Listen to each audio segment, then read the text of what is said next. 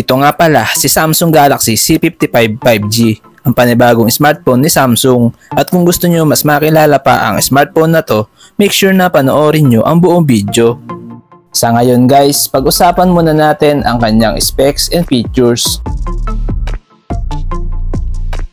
Meron nga pala siyang 6.7-inch Full HD Plus Super AMOLED Plus display with 1080 by 2400 pixel resolution with 120Hz refresh rate at meron siyang 1000 nits high brightness mode.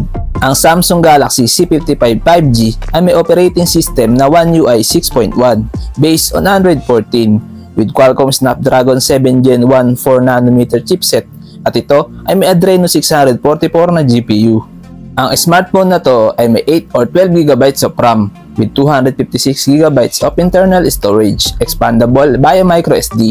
Pagdating naman sa camera, ang Samsung Galaxy C55 5G ay may triple rear camera setup with 50MP main camera with OIS plus 8MP ultra-wide camera plus 2MP macro camera with LED flash, HDR, and panorama at kaya niya mag-record ng video up to 4K at 30fps. Meron siyang 50MP selfie camera with up to 4K at 30fps video recording. Sa kanya naman battery, meron siyang 5000 mAh battery capacity with 45W fast charging. Meron nga pala itong under-display fingerprint scanner at ito ay may stereo speakers.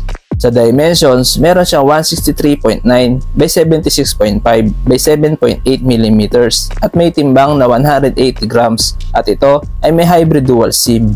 Sa connectivity, ang smartphone na to ay may 5G, Wi-Fi 6, Bluetooth 5.2, GPS, Galileo, GLONASS, BDS, QZSS, NFC, OTG, and USB Type-C.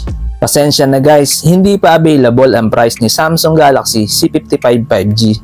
Ano nga pala ang masasabi nyo about sa Samsung Galaxy C55 5G? Please comment down below. Hanggang dito na lang muna ang video natin guys. Huwag nyo kalimutan mag-subscribe sa ating YouTube channel para lagi kayo updated sa ating mga video. Maraming salamat!